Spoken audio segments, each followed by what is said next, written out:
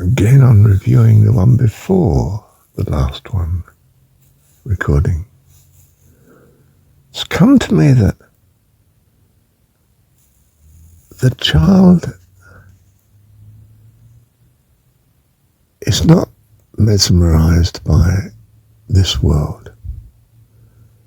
He plays with himself. He gets bored. He needs to play with other kids because they introduce a variety and fantasy to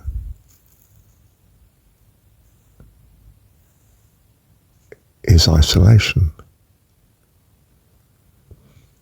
And if you get their attention,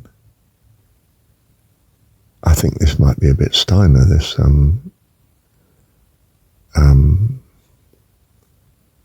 preoccupation here for a moment. You can tell them stories, and they're with you. You know, it's knights and fairies, and I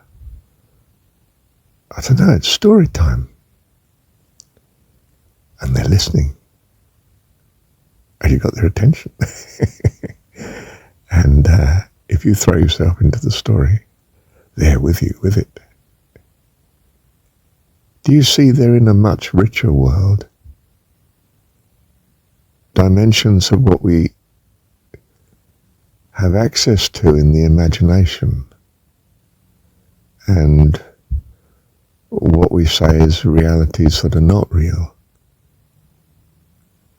Far freer and incredibly creative, and of course it has to be meaningful to them. And they're alive, listening to the story.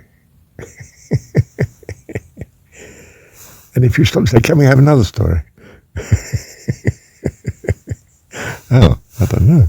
Let me think now. And some people, like storytellers, are fantastic at making up stories as they go.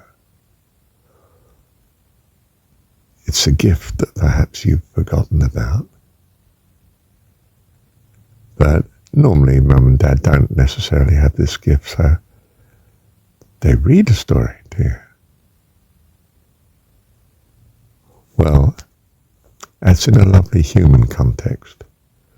Nowadays you might be left sitting in front of the screen, and it's a Hollywood attempt at such, you know, Walt Disney.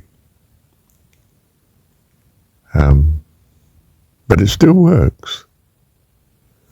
And of course, dare I say it, even Hollywood has something of the humane about it. Human, I mean. They're not too humane, some of their stories, but I mean, lots of killing and knights and so on. But then fairy stories weren't, were they? I mean, goodness. Was it Red Riding Hood? I mean, it's the wolf that's appearing as grandmother, you know, I mean, ooh. Did the wolf eat grandmother? Don't know. Forget about that. But do you see, in the fairy story, it's a story. It's full.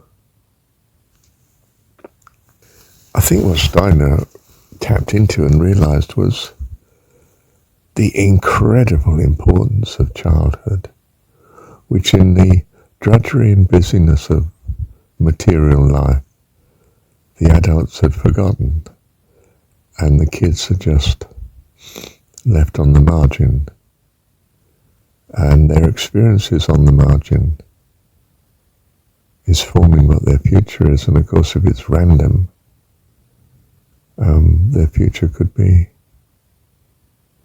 rather sadder because of it, neglect and so on.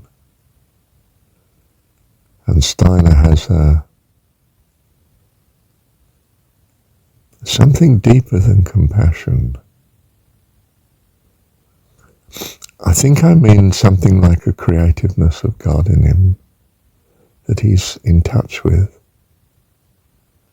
And, well, in a sense, from our point of view, he so understands the child.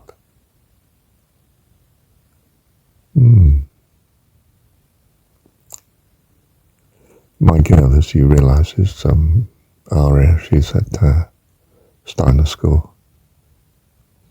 And she and her mum are concerned about it not being academic enough, perhaps, and considering going to a state secular school. Oh God, I hope that doesn't happen, but I'm asked to be part of that decision making. And I want to steer it to her staying at Steiner. They gain a qualification. In fact, it's an internationally recognised qualification, but Mum doesn't realise that, and so daughter's concerned, and she's only 12, you know. She's bright, she's able, quite dominant, good on her. And, yes, the value of Steiner education. Wow, didn't know I was going to come on to that. But it's instructive about our education as children. We as children of God, adults in this material world of ignorance, of course, and uncertainty, but from heaven's point of view, absolute children.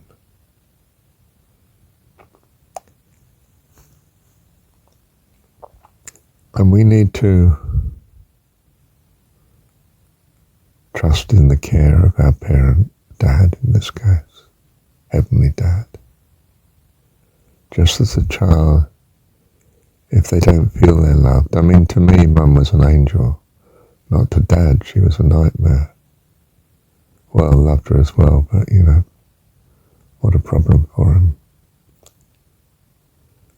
But to me, she was an angel. And, well, that was therefore my upbringing. Had I not have had an angel in my life, I could have been like the one my Mrs. Short was rescuing when she heard the baby crying. Marshall stormed in and rescued him. Bless her. Bless her, Lord. Thank you, Heavenly Dad.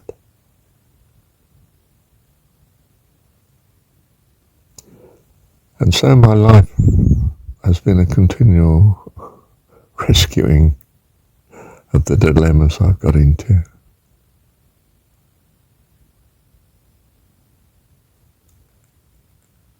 Love you, Dad. Heavenly Dad, love you. I know Jesus just says Father, Abba, because he's not going to use the word Dad for any earthly soul relationship. But I didn't want to, in hindsight,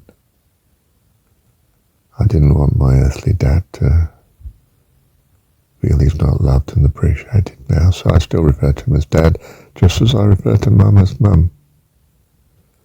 So I changed the name of God from Dad to Heavenly Dad.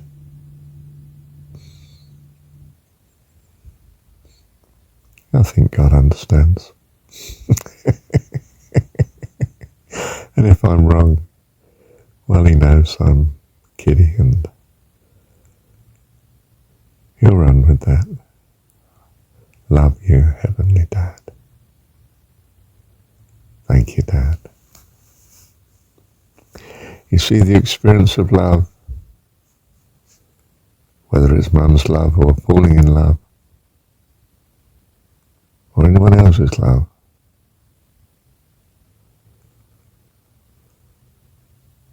strengthens you, gives you the resource to know where you're going.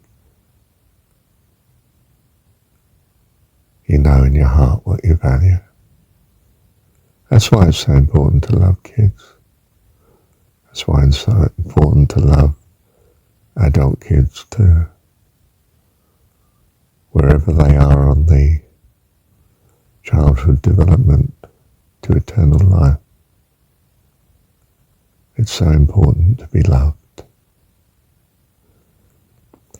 This was the great step forward that's anchored in Christianity, I think, from the point of view of Judaism and Hebrewism and paganism. It's that our God is not just powerful, more importantly, he loves us. Thank you, Heaven.